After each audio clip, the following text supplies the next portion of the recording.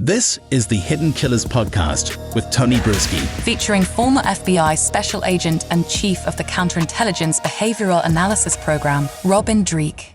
The case against Richard Allen, the man that's accused of being the Delphi murderer. We are learning more and more as we inch closer to an actual trial date. One of the most recent things that we learned, more than 60 confessions, allegedly from Richard Allen to many people. During 22 months in custody. There's a lot to play with here, a lot to examine. Joining me to discuss, Robin Dreeke, retired FBI Special Agent, Chief of the Counterintelligence Behavioral Analysis Program. 60 confessions, but keep in mind, when he was giving those more than 60 confessions, it's reported he was eating paper. He was eating his own feces. Not in a good state, in solitary confinement, 23 hours a day, going from living a life with his family, working at CVS, to now this. You're being accused of murdering these two kids, and this is where you're at. I don't know. I mean, how well does something like this hold up? And 60 seems like an inordinate amount of confessions to be making.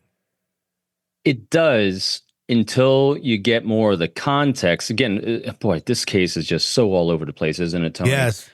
So here's what we still have. We still have a crime scene that does not look like a single person murder crime scene. And when it comes to the type of murder, so you have the hypothesis here is that you have a white male murdering two female girls.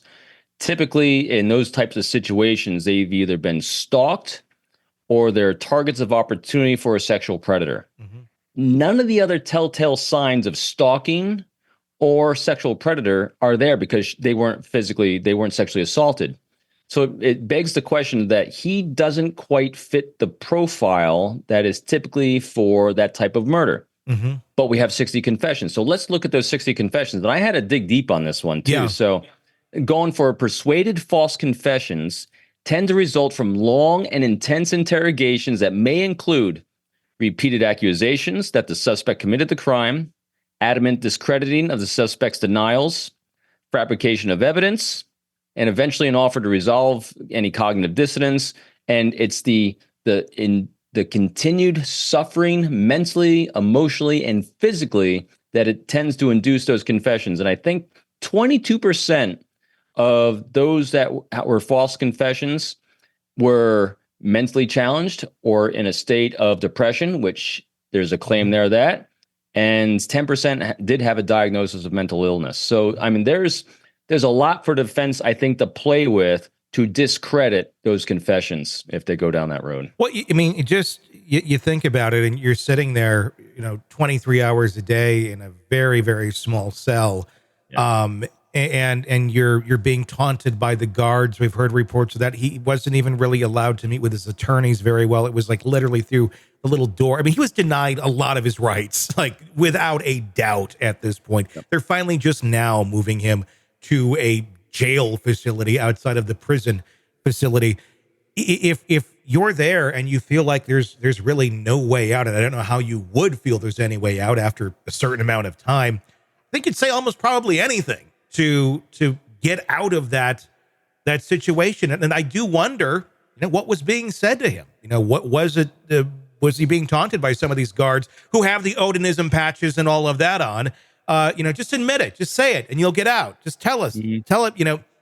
I mean, that's conjecture, but that doesn't necessarily constitute a real confession, though, either.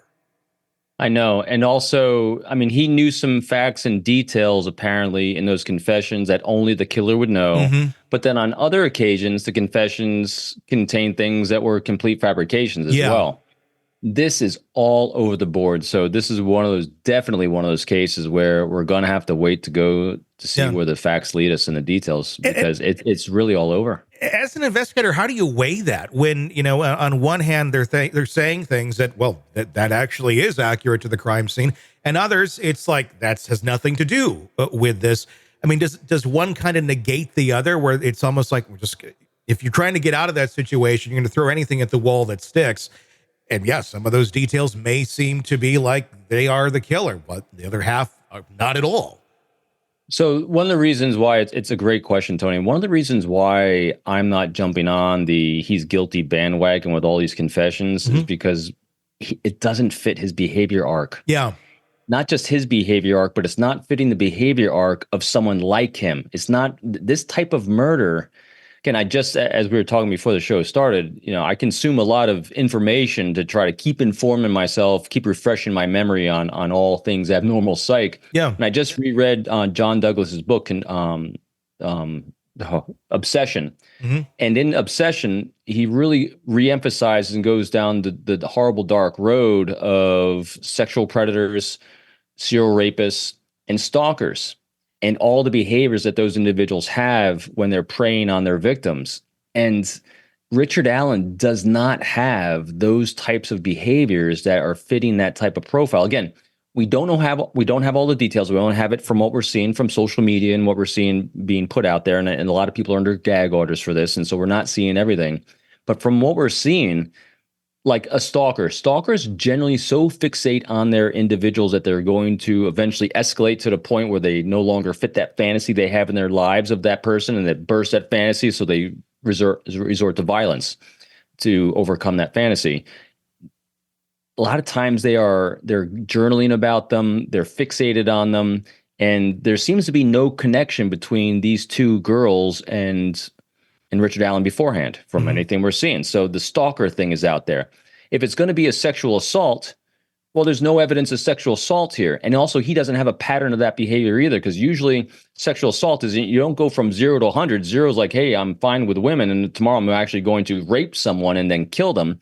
There's no arc there that brings him to that. So that's why the confessions that they're alleging he has don't fit any of those behaviors that we're seeing throughout this. And then when you have the crime scene itself just doesn't fit a typical murder scene of one individual killing two girls for apparently no motive. That's what I'm having a hard time with.